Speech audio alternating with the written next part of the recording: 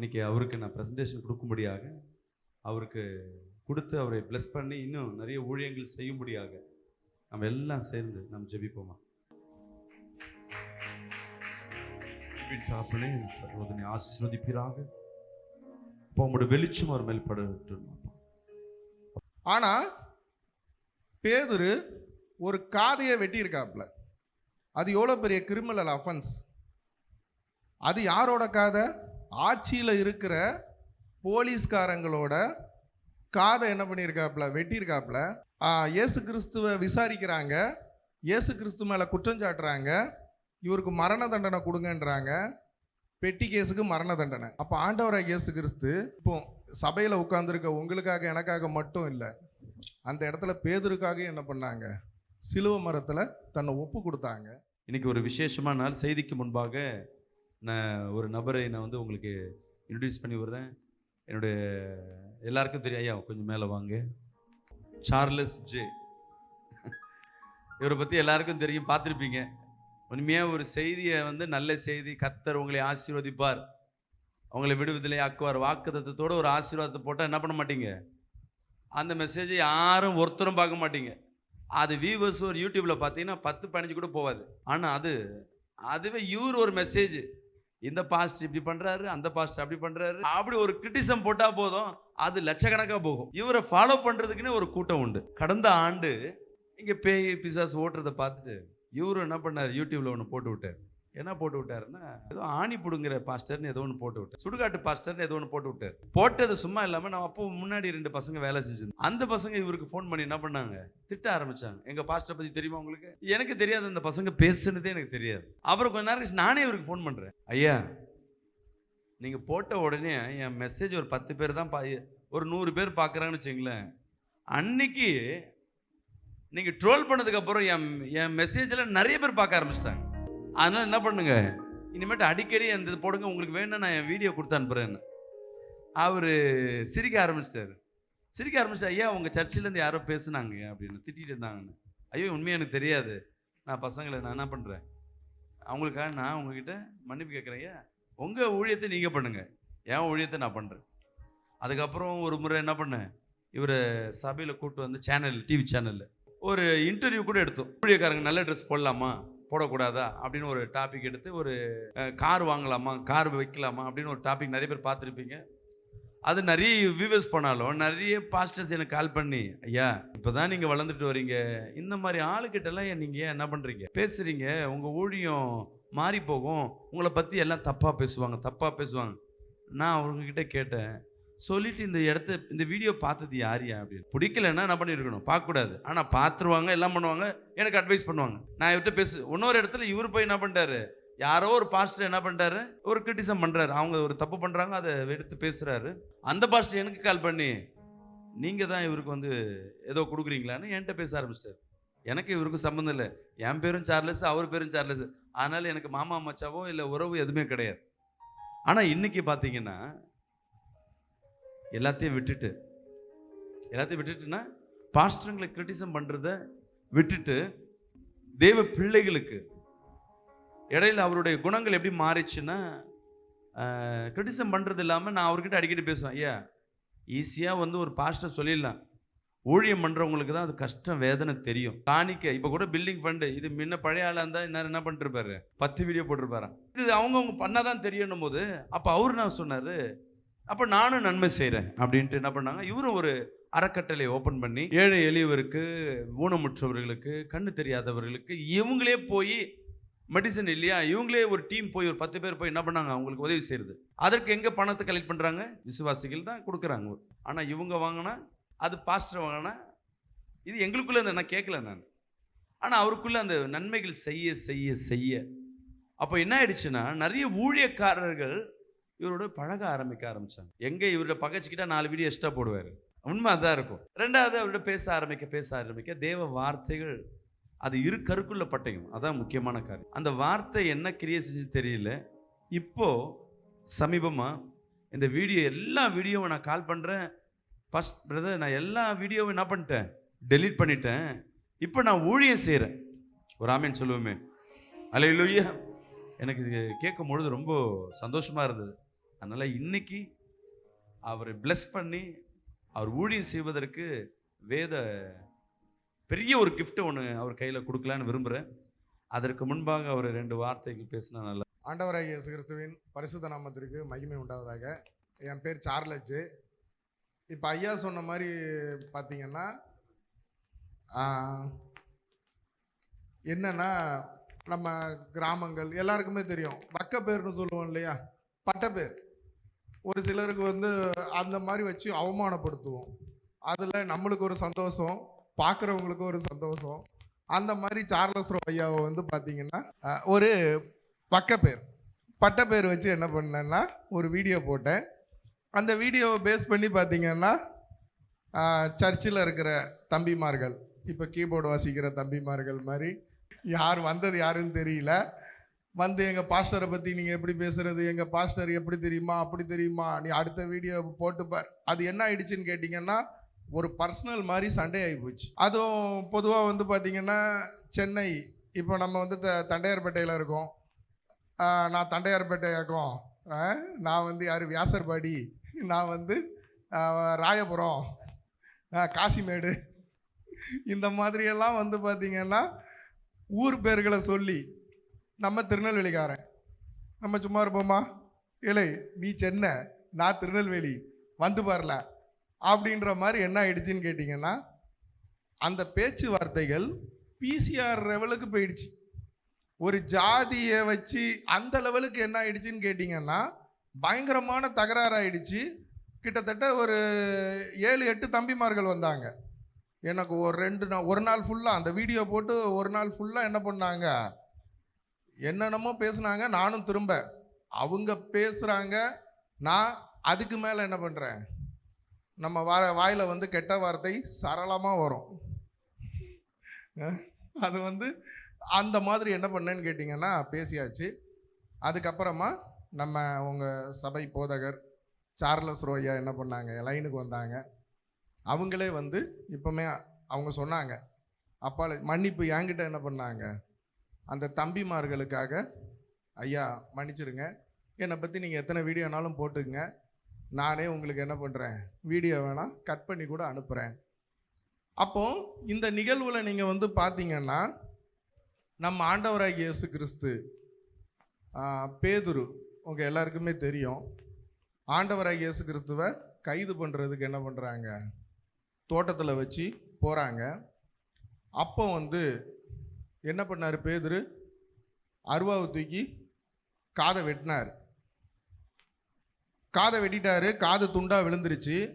ஆண்டவராகிய இயேசு கிறிஸ்து காதை ஒட்ட வச்சுட்டு என்ன சொல்கிறாங்க அப்படின்னா, பட்டயத்தை எடுத்தவன் கத்தியால் சாவான், உன் பட்டயத்தை வந்து போடுன்ற மாதிரி சொல்லி அந்த இடத்துல அற்புத அடையாளம் பண்ணிட்டாங்க. அந்த இடத்துல அற்புத அடையாளம் பண்ண ஆண்டவராகிய இயேசு கிறிஸ்து ஏன் அவங்களால தப்பிச்சு போயிருக்கலாமே. பேதுருவை அப்போ அந்த இடத்துல என்ன பண்ணுறாங்கன்னா காப்பாற்றி விடுறாங்க.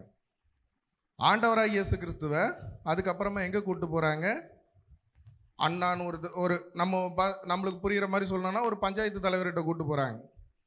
அந்த பஞ்சாயத்து தலைவர் விசாரித்து பிலாத்துன்ட்டு ஒரு நீதிபதி கிட்ட என்ன பண்ணுறாரு, ஜட்ஜி கிட்ட கூப்பிட்டு போகிறாங்க.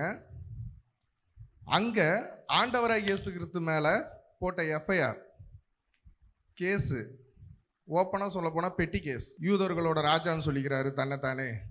இவர் வந்து நான் தண்டையார்பேட்டை பெரிய ஆளுன்றாரு, இவர் வியாசர்பாடியில் நான் பெரிய ஆளுன்றாரு. இந்த மாதிரி ஆண்டவராகிய இயேசு கிறிஸ்து மேலே நம்ம அதான் பெட்டி கேஸ், மொக்க கேஸு. ஆனால் பேதுரு ஒரு காதையை வெட்டியிருக்காப்புல. அது எவ்வளோ பெரிய கிரிமினல் அஃபென்ஸ். அது யாரோட காதை, ஆட்சியில் இருக்கிற போலீஸ்காரங்களோட காதை என்ன பண்ணியிருக்காப்புல, வெட்டியிருக்காப்புல. இயேசு கிறிஸ்துவை விசாரிக்கிறாங்க, இயேசு கிறிஸ்து மேலே குற்றம் சாட்டுறாங்க, இவருக்கு மரண தண்டனை கொடுங்கன்றாங்க.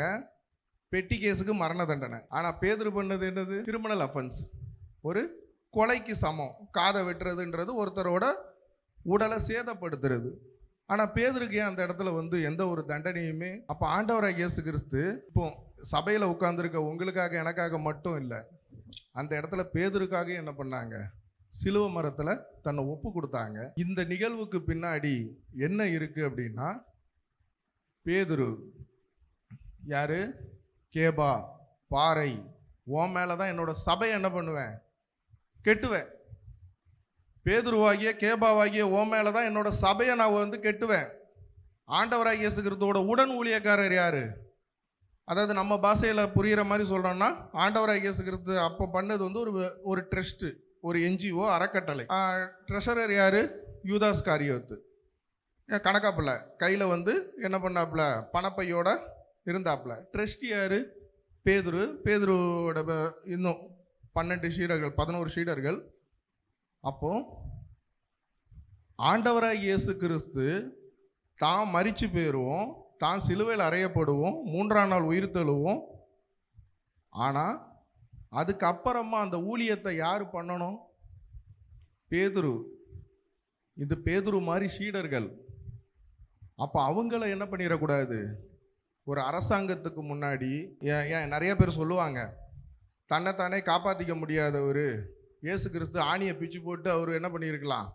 இன்னைக்கு கூட ஆண்டவராகிய இயேசு கிறிஸ்து மேலே பயங்கர கிரிட்டிசிசம் அது ஒன்று தான். தன்னைத்தானே காப்பாற்றிக்கிட்டு ஆணியை பிச்சுட்டு என்ன பண்ணியிருக்கலாம்? போயிருக்கலாமே.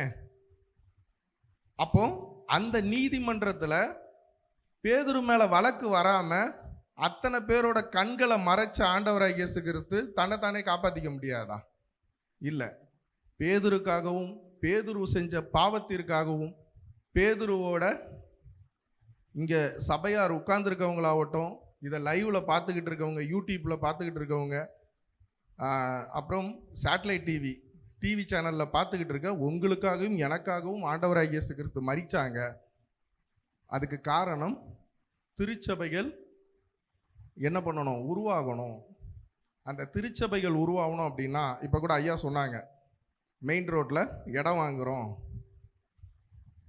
இப்போ இது போக ஈசிஆரில் பார்த்துக்கிட்டு இருக்கோம். இன்னும் ஒரு 10 சபை ஐயா உருவாக்கிட்டாங்கன்னு வச்சிங்களேன். 10 சபைக்கு அதான் நித்தியம் டிவி நேமில் ஐயா சொன்ன மாதிரி அதுக்கு குடும்ப சொத்து கிடையாது, பொது சொத்து. சேர்மனாக ஐயா இருப்பாங்க, மெயின்டைன் பண்ணுவாங்க. அங்கே ஊழியம் பண்ணுறது யார்? சார்லஸ் ரோ ஐயா என்னது ஸ்பைடர் மேனா? அப்படியே இங்கேருந்து இப்படி ஒரு விரலை விட்டு அந்த சபைக்கு இந்த சபைக்கு போக முடியாது. வேணா இப்போ நம்ம இருக்கிற தண்டையார்பேட்டையில் ஒரு 4 சர்வீஸ் நடத்துகிறோம். அடுத்து மெயின் ரோட்டில் வாங்க போகிறதுல ஒரு 4 சர்வீஸு. அங்கே ஒரு 1000 பேர், இங்கே ஒரு 1000 பேர், ஒரு 10,000 பேர். நாளைக்கு ஆண்டவராகிய இயேசு கிறிஸ்து சபைகளை பேதுரு மேலே கெட்டின மாதிரி சார்லஸ் ரோ ஐயா மேலே கெட்டிட்டாங்கன்னா அதுக்கு ஊழியக்காரர்கள் வேணும். அப்போ தன் உடன் இருக்கிற முதல்ல பல்லாயிரக்கணக்கான பேர் இந்த வீடியோ பார்த்துக்கிட்டு இருக்கவங்க, உங்களுக்கெல்லாம் நான் வந்து என்ன பண்ணுறேன்? வேண்டாம். தன்னோட உடன் ஊழியக்காரர், தான் திருச்சபையில் வரக்கூடியவங்களை அவங்கள என்ன பண்ணணும்? தன்னோட பையனா தன்னோட பொண்ணா நினச்சி என்ன பண்ணணும்? அவங்களுக்காக இறங்கணும். அந்த இறங்கினவர் தான் யார்? நம்ம ஆண்டவராகிய இயேசு கிறிஸ்து அன்னைக்கு பண்ண இது வந்து தனி மனிதனாகிய சார்லஸ் ரோயாவை அப்படியே தூக்கி வச்சு பேசுறது, சொம்பு தூக்குறதெல்லாம் கிடையாது. இது மூலமாக என்னன்னா, இப்போ இதை வந்து லைவில் பார்த்துக்கிட்டு இருப்பாங்க, பல போதகர்கள் பார்த்துக்கிட்டு இருப்பாங்க. திருச்சபை விசுவாசிகள் முன்னுக்கு பின் முரணாக தான் இருப்பாங்க. பாஸ்டர் ஆகிய நம்ம ஒரு தலைவர், ஒரு கிரேடு அப்படிங்கிற இதுல எல்லாரையும் நம்ம எதிர்பார்க்க முடியாது. அப்போ அந்த மாதிரி விசுவாசிகள் என்ன பண்ணுவாங்க? என் பாஸ்டரை பற்றி நீ எப்படி பேசுறது? நான் உன்னை வெட்டி போடுவேன், குத்தி போடுவேன். அதை வேடிக்கை பார்க்கக்கூடாது. இன்னைக்கு அரசியல் கட்சி என்ன, ஏன் அதை சாக்கடைன்னு சொல்கிறோம்? அரசியல் கட்சி தலைவருக்கு தெரியும் தான் தொண்டர்கள் சண்டை போட்டுக்கிறாங்க, சினிமா ரசிகர்களுக்கு தெரியும் சினிமா ரசிகர்கள் சண்டை போட்டுக்கிறாங்கன்னு தெரியும். ஆனால் அந்த தலைவர் என்ன பண்ணுவார்? சினிமா ஆக்டர் என்ன பண்ணுவாருன்னா, என்னென்னையும் சண்டை போடட்டும், என் பேர் என்னது, நான் கெடக்கூடாது, நான் வந்து நான் என்னை பார்த்தா எல்லாரும் ஐயா சோத்தரையா சொல்லணும், பரிசுத்தவான், நான் வந்து பயங்கரமான ஆள். ஒரு இடத்துல ஒரு பிரச்சனை நடக்குதுன்னா தலைவர் முதல்ல காரில் ஏறி என்ன பண்ணிடுவார்? போயிடுவார். அப்புறம் அங்கே இவன் எத்தனை பேர் வெட்டிக்கிட்டு செத்தான், எத்தனை பேர் தலை உருண்டுச்சு, எத்தனை பேருக்கு ரத்த காயம், நம்மால் எத்தனை பேர் ஜெயிலில் கிடக்கான், இந்த மாதிரி என்ன பண்ணுவார்? ஆனால் இது ஒரு நல்ல தலைவர், நல்ல போதகர், ஒரு சபை நடத்துற மேய்ப்பனுக்கு அழகு கிடையாது. பேதுரு மேல ஆண்டவராகிய இயேசு கிறிஸ்து சபையை கெட்டுவேன்னு சொன்ன அந்த தீர்க்க தரிசனம், அதுக்காக பேதுருவை கடைசி வரை என்ன பண்ணல. ஆனா பேதுரு ஆண்டவராகிய இயேசு கிறிஸ்து என்ன பண்ணாங்க, சாத்தான்னாங்க. தான் சொன்னாங்க அப்பாலே போய் சாத்தானேன்னாங்க. ஆனா பேதுருவை வேற ஒரு இடத்துல என்ன பண்ணல, விட்டு கொடுக்கல. அந்த மாதிரி தன்னோட சுய லாபத்துக்காக, தன்னை பரிசுத்தவானா காட்டிக்கிறதுக்காக சபை போதகர்கள் அந்த மாதிரி இருந்தாங்க அப்படின்னா திருச்சபை என்ன ஆகாது, வளர்ச்சி அடையாது, ஊழியங்கள் பெருகாது. அதனால் இந்த சபையாருக்கு மட்டும் இல்லை, இந்த லைவில் பார்த்துக்கிட்டு இருக்கவங்க, நித்தியம் டிவி யூடியூப் சேனல், அப்புறம் சேட்டலைட் டிவி சேனல்களில் பார்த்துக்கிட்டு இருக்க எல்லாருக்கும் சொல்கிறேன், அவங்கவுங்க திருச்சபைக்கு போங்க. திருச்சபைகளின் அழிவு கிறிஸ்தவத்தின் அழிவு. அவங்க விசுவாசிகள் முன்னுக்கு பின் முரணா இருப்பாங்க. விசுவாசிகளுக்காக பாஸ்டர்மார்கள் மண்டியிடுறது, தன் ஆடுகளுக்காக ஜீவனை கொடுத்த ஆண்டவராகிய இயேசு கிறிஸ்து. தப்பு கிடையாது. இதில் நான் பாஸ்டரு, நான் எப்படி இறங்கி போகிறது தேவையில்லை. ஆண்டவராகிய இயேசு கிறிஸ்து தாமே உங்களையும் உங்கள் திருச்சபையும் இந்த வீடியோ பார்த்துக்கிட்டு இருக்கவங்க சபைகளை ஆண்டவராகிய இயேசு கிறிஸ்து ஆசீர்வதிப்பாராக. நன்றி, வணக்கம்.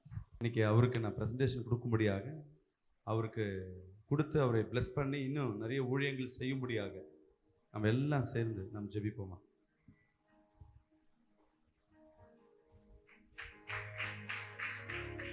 தாப்பனே சர்வதனை ஆசீர்வதிப்பீராக. அப்போ உங்களுடைய வெளிச்சம் அவர் மேல் படட்டும்.